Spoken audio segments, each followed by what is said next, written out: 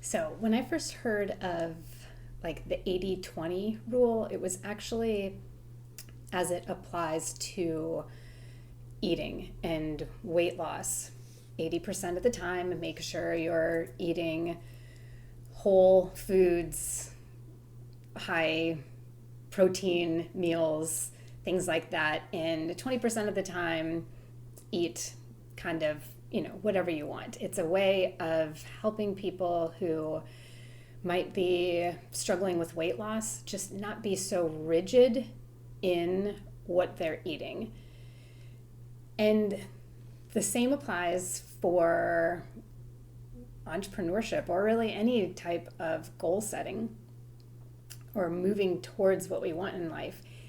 80% of the work takes place behind the scenes, and it's really 20% action moving you forward. Those actions that everybody sees. Posting this video, getting up and doing a talk, actually like working with a client, doing those things. And that 80% of behind the scenes work is usually all work that maybe nobody else notices like right away. It's the work that other people don't see, the work that you do and you put into yourself in order to allow those tangible, everybody sees them actions to be like as fun and rewarding for you as possible. And I see so many people get caught up in imposter syndrome, as if imposter syndrome is this blanket disorder that we all suffer from, and it looks the same way for everybody. And whereas, like to any extent, most humans have some flavor of imposter syndrome, it's important to understand that we do have different flavors. Where my imposter syndrome may show up could be very different from where yours does. And we're actually like doing ourselves a disservice when we just say like, oh, I have imposter syndrome. So this video is on what to do about that and how to use EFT to conquer or overcome any of those impostery thoughts that might be going around in your head. So the first thing is get specific. What is your flavor of imposter syndrome? Is it a voice that tells you that you aren't good enough? Good enough for what? Is it a inability you just recognize or feel some kind of resistance, almost like a physical block in front of you every time you go to take action? It could even be just an overwhelming feeling of anxiety that you're not certain, that feels like it's coming out of nowhere. Or maybe you are remembering a time where you put yourself out there and things didn't go as planned. So these are all very specific things that go into imposter syndrome. So this is step one in dealing with imposter syndrome. So we're going to start with a tap using EFT tapping to acknowledge any fear or resistance that you might even be feeling, even thinking about what the specifics are to you. Because oftentimes we worry, if I look at that too much, I'm going to feel bad. And then isn't that going to happen again? Well, one thing I always want to remind everyone of is if there is an emotion or a memory or a self-defeating thought rattling around in your brain, prohibiting you from moving forward, it is already impacting you. EFT is never going to put anything inside of you that isn't already there. And so If you're giving something attention and it feels true, it means that some part of you has always felt like that was true, not that you putting attention on it suddenly made it true. But I know that can be the fear. So often we're scared of confronting those issues because we're scared of opening kind of a can of worms that feels like it's going to take a long time to get out of. So today we're going to tap on just any fear or resistance that you might have around giving some attention to any thoughts or fears or anything that you might perceive as being negative or uncomfortable. So let's go ahead and just get comfortable in your body. And if you've never tapped before, you're just going to do what I do, say what I say, and then spend some time afterwards exploring my page a bit more to understand what we're doing here. So let's just take a moment, and I want you to think about what comes up for you when I invite you to maybe give a voice to how you might be thinking or feeling right now, any resistance you might have, any fear that comes up. And just note that on a scale of 1 to 10, how intense that resistance is. And we're just going to come back to that. So even though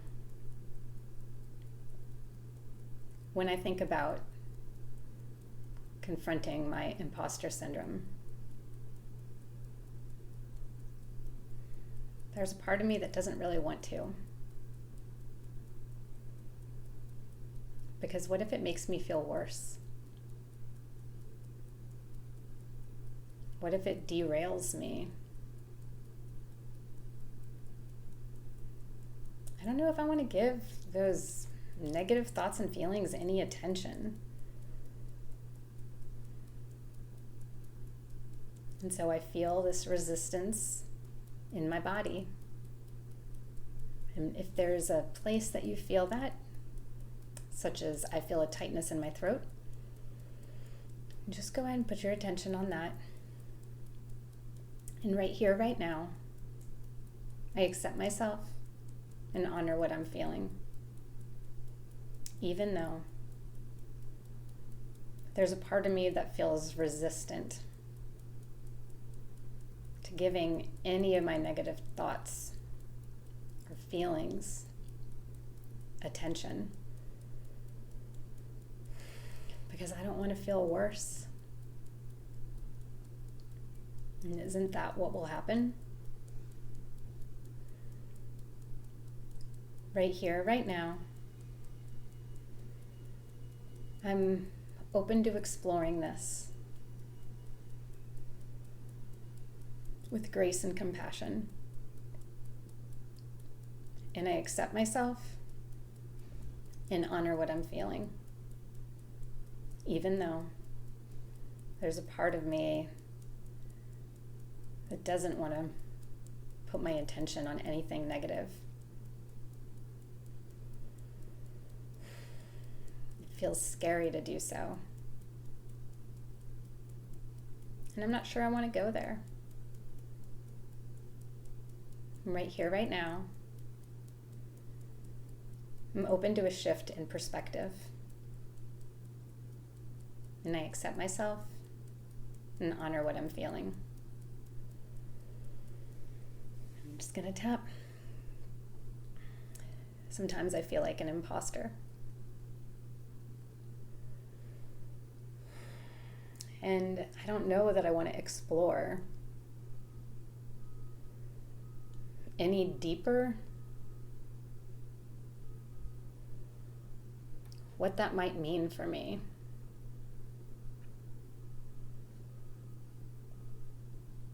Because I'm scared of getting lost in it.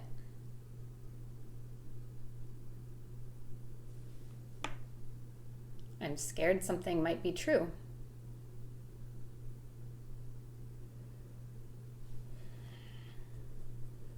And I worry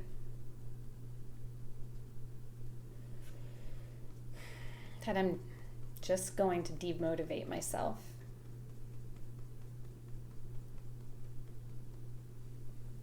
So I feel this resistance to letting myself explore what might be in my way.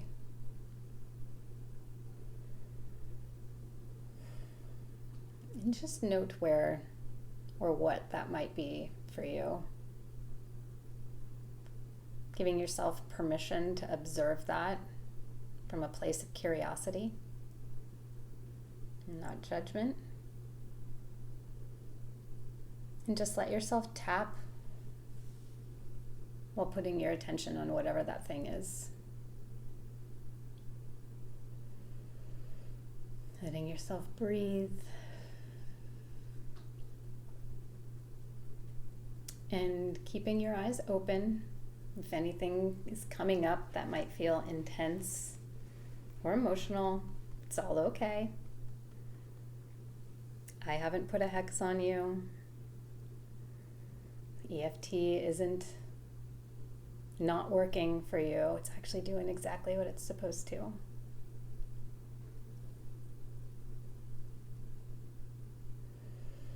Sometimes it's scary to listen to those thoughts that tell me I might not be good enough. It's scary to feel things that make me uncomfortable.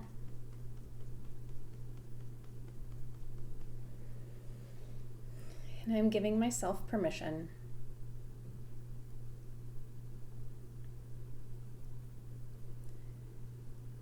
to feel what I need to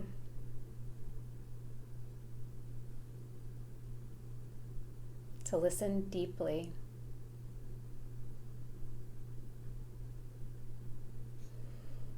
so that I can make new and informed decisions about myself.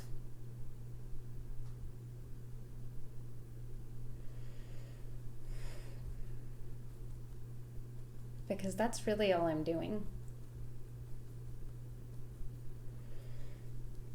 When I let myself explore those negative perceptions that I currently have, I'm giving myself the opportunity to choose a new belief about myself.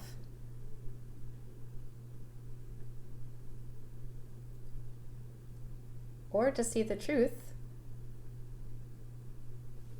in what I may still need to learn.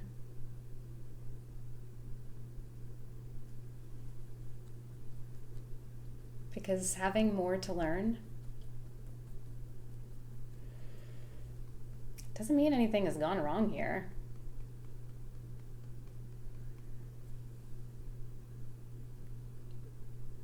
It doesn't mean that I'm not good enough. It means that I'm smart enough and I am strong enough and I am courageous enough to look at my truth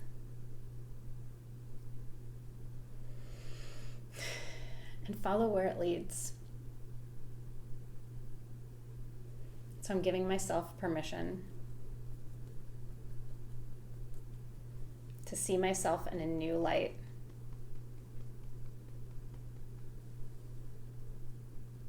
I can handle what's in my brain.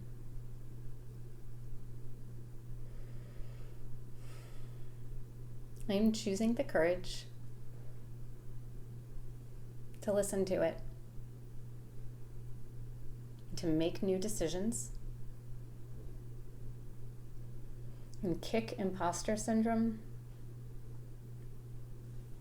to the curb once and for all.